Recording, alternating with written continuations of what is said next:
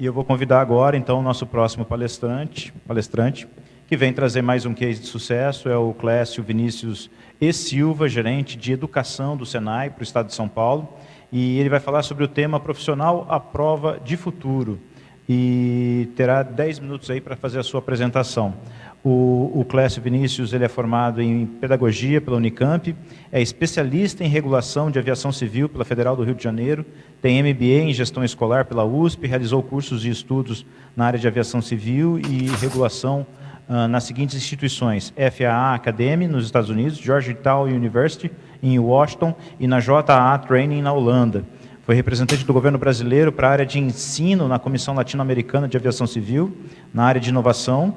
Trabalhou no desenvolvimento de parcerias e no tema Indústria 4.0, tendo cursos no Instituto Fraunhofer, na Alemanha, e na Escola Superior de Guerra. Foi bolsista da Japan International Cooperation Agency e tendo realizado cursos e visitas técnicas sobre Monozukuri, no Japão. Bom, eu convido então o Clécio para falar com a gente. Boa tarde a todos, eu espero que estejam muito bem nesse quase fim de pandemia, assim esperamos, né?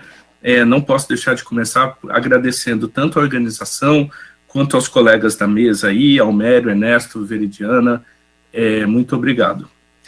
Bom, eu acho que para falar um pouquinho de um profissional à prova de futuro, a gente tem que falar da incerteza que todos nós vivemos esse ano, até como um exemplo daquilo que o mundo e as incertezas de um mundo mutável demandam de todos nós, né? Então, num primeiro momento, eu acho que é importante ressaltar isso, né? Nós temos agora no Senai voltado às atividades presenciais já há um tempo, né? Quase 45 dias. A gente tem observado uma reação excelente, tanto dos nossos alunos quanto das famílias, e, claro, respeitando protocolos de saúde, respeitando a legislação municipal e o desejo das famílias, a gente tem conseguido resgatar um pouco daquilo que era a escola no sentido educacional que as pessoas enxergam, né, dos encontros presenciais, que, claro, são muito importantes, né? Mas essa situação toda, ela é um excelente exemplo para a gente falar um pouquinho aqui da necessidade de nós sempre procurarmos alternativas e não deixarmos de pensar possibilidades distintas, e isso é uma característica de qualquer profissional. Por exemplo, de uma hora para outra, todos os sistemas educacionais tiveram que entender como seria fazer aulas remotas, e assim foi. No nosso caso, nós passamos, para vocês terem uma ideia, de 420 mil alunos ano passado todo na modalidade educação à distância, para até aqui, hoje, 670 mil. Apenas para dar uma amostra um pouquinho dessa necessidade que todo profissional tem de repensar a sua praxis e de estar preparado para repensar essa praxis, né? E aí, nós,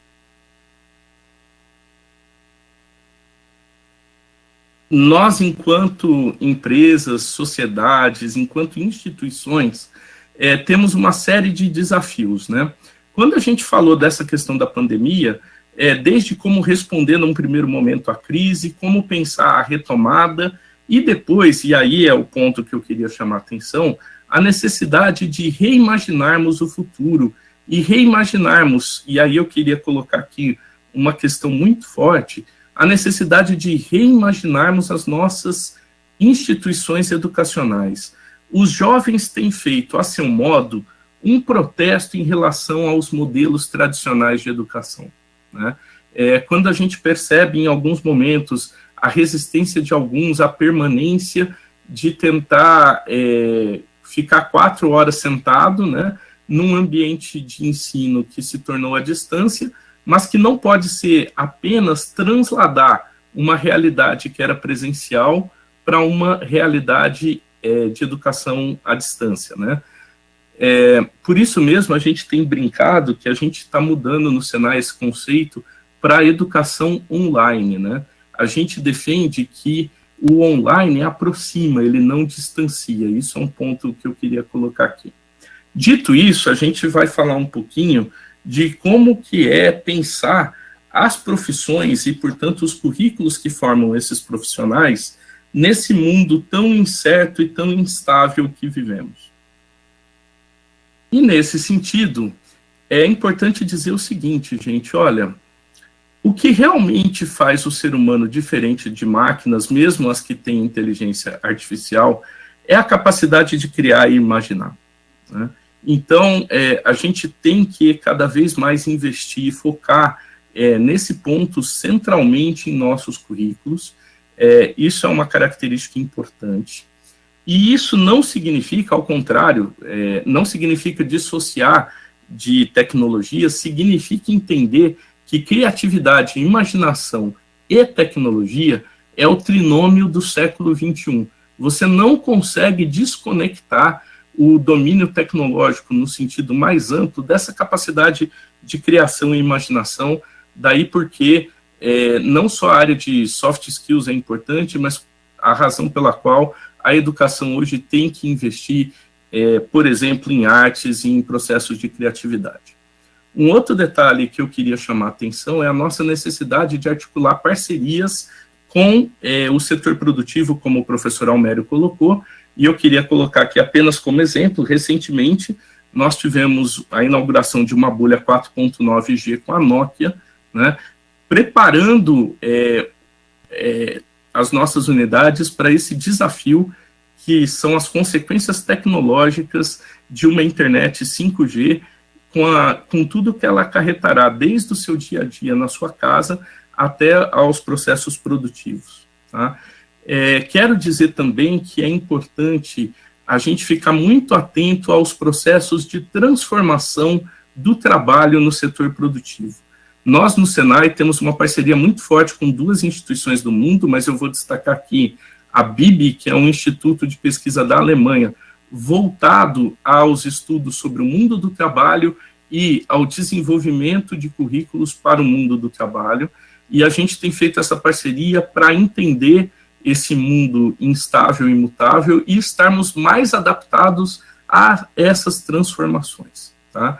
Isso não significa desconsiderar as nuances e peculiaridades da realidade brasileira, claro que não, mas significa entender que cada vez mais esses processos são globais e que, portanto, a gente tem que estar preocupado com isso também.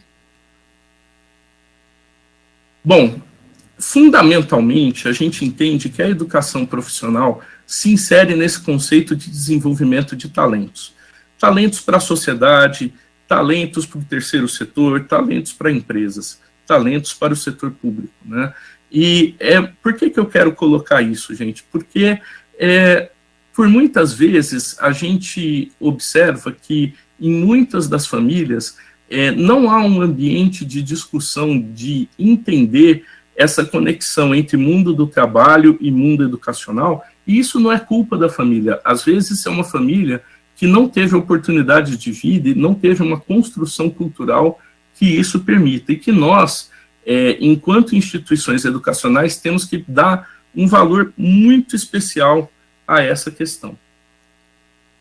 E aí, eu queria aqui, para finalizar essa breve reflexão, dizer que o profissional à prova de futuro só pode existir a partir do momento que a gente ajuda a criar o futuro.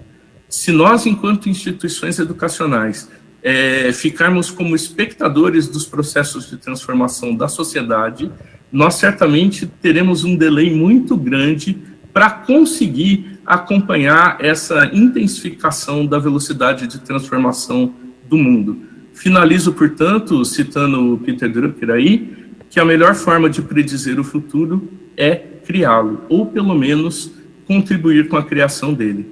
Essas eram as minhas palavras e eu agradeço.